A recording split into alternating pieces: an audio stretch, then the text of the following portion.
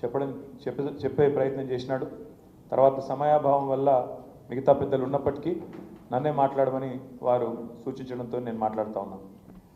మీ అందరికీ తెలుసు, గత 9.5-10 సంవత్సరాలు కేసీఆర్ గారి నాయకత్వంలో ఈ రంగం ఆ రంగం అని కాదు, అటు సంక్షేమమైనా ఇటు అభివృద్ధి అయినా జోడెద్దుల మాదిరిగా రెండింటినీ జోడించి అటు పల్లె ప్రాంతమైన ఇటు పట్టణ ప్రాంతమైన ఇటు పరిశ్రమలైనా అటు పర్యావరణమైనా ఇటు ఐటీ అయినా అటు వ్యవసాయమైనా భారతదేశానికే ఒక దిక్సూచిలాగా అన్ని రంగాలలో అభివృద్ధిని సంక్షేమాన్ని సమతుల్యంగా నడిపింది మన నాయకుడు కేసీఆర్ గారు అనే విషయం మీకు తెలుసు.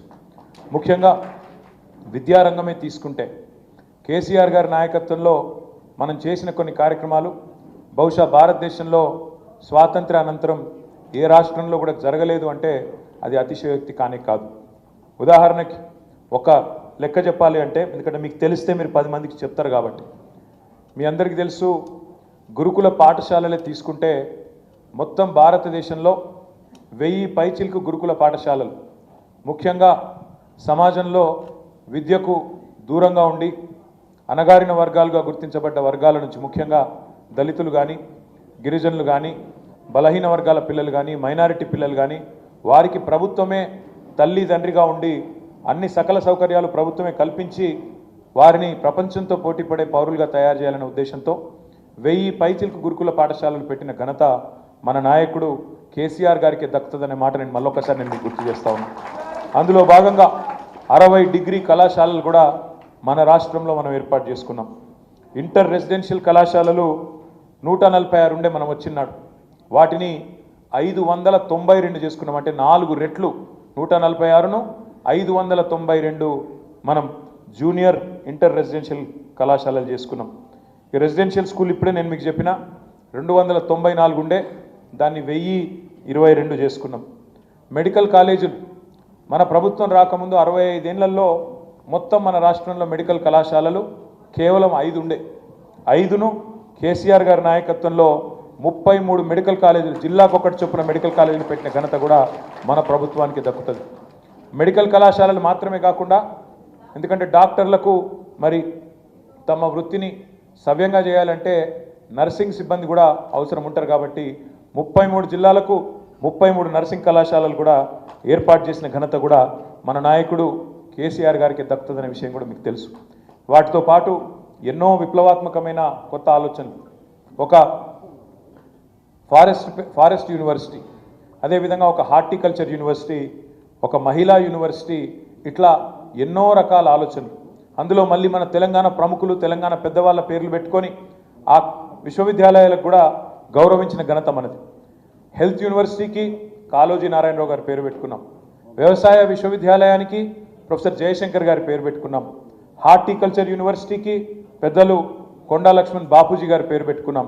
వెటర్నరీ యూనివర్సిటీకి బ్రహ్మాండంగా పివి నరసింహారావు గారి పేరు పెట్టుకున్నాం. ఆ రకంగా మరి ఎంతోమంది పెద్దలను, తెలంగాణ ప్రముఖులను కూడా స్మరించుకుంటూ గౌరవించుకుంటూ వారి కాంట్రిబ్యూషన్ను కూడా మన వచ్చే తరం పిల్లలకు కూడా తెలవాలన్న ఉద్దేశంతో విద్యను ఆ రకంగా ప్రాథమిక విద్య నుంచి మరి ఉన్నత విద్య దాకా అన్ని రంగాలలో కూడా మంచిగా ముందుకు తీసుకొని పోయే ప్రయత్నం చేసినాం. మొత్తం రాష్ట్రంలో 26,000 పైచిలకు ప్రభుత్వ పాఠశాలలు ఉంటే 3 దశల్లో వాటిని అభివృద్ధి చేయాలి. డిజిటల్ విద్యతో సహా మరి ప్రపంచంలో ఎక్కడ మంచి పాఠాలు చెప్పే అధ్యాపకులు ఉన్నా వారి పాఠాలు మన పిల్లలకు అందాలన్న ఉద్దేశంతో 7,400 కోట్ల రూపాయలతో మన ఊరు మన బడి, మన బస్తీ మన బడి అనే కార్యక్రమాన్ని కూడా శ్రీకారం చుట్టినాం. మనం ఒక దశ పూర్తి చేసినాం. ఈ లోపలనే ప్రభుత్వం మారింది. మీ అందరితో నా ప్రార్థన ఏంటి అంటే, ఇవాళ ఉన్నది ఒక డిజిటల్ యుగంలో మనందరం కూడా ఉన్నాం. ఇవాళ ఏం జరుగుతూ ఉంది అంటే, మీకు తెలుసు, ఒక నిజం కడప దాటే లోపల అబద్ధం ఊరంతా తిరిగి వచ్చే పరిస్థితి ఉన్నది.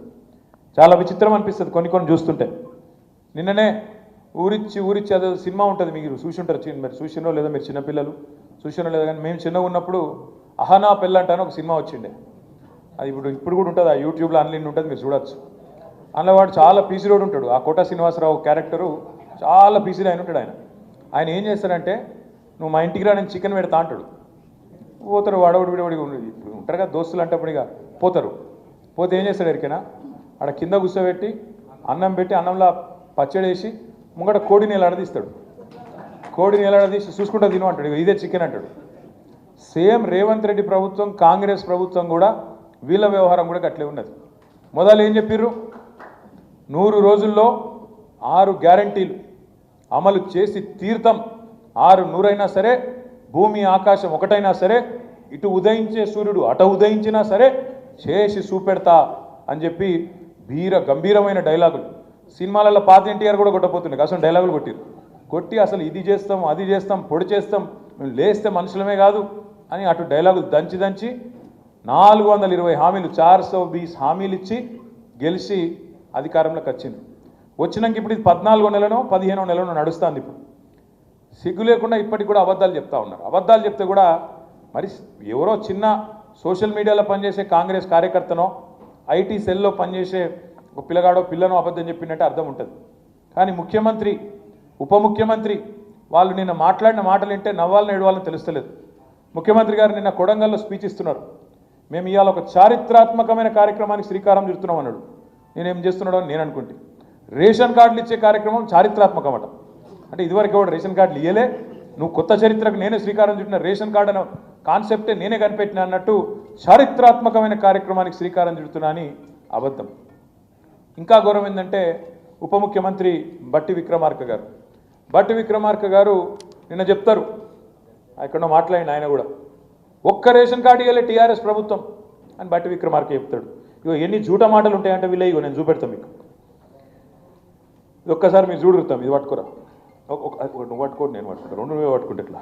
ఇగో ఇది బట్టి విక్రమార్క గారు స్వయంగా మధిర నియోజకవర్గంలో 2000 ఆయన ట్వీట్, అది ట్వీట్ డేట్ చూడండి, 2021 జూలై 26 రేషన్ కార్డులు ఇచ్చుకుంటే దిగిన ఫోటో.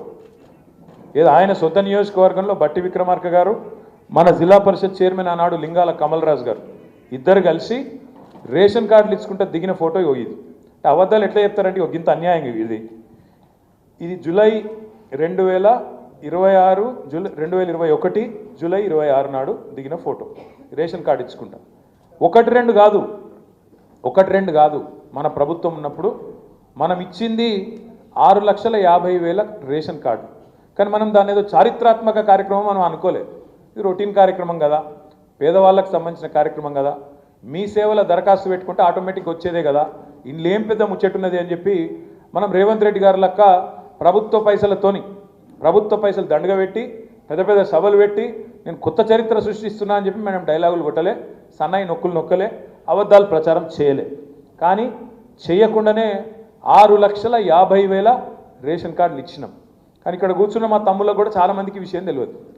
కాంగ్రెస్ వాడు ఒక్క కార్డు ఇవ్వలే మీరు అనే వరకు మనం కూడా ఇవ్వలేదేమో మనకు తెలియదు కదా మనం అనుకున్నాం.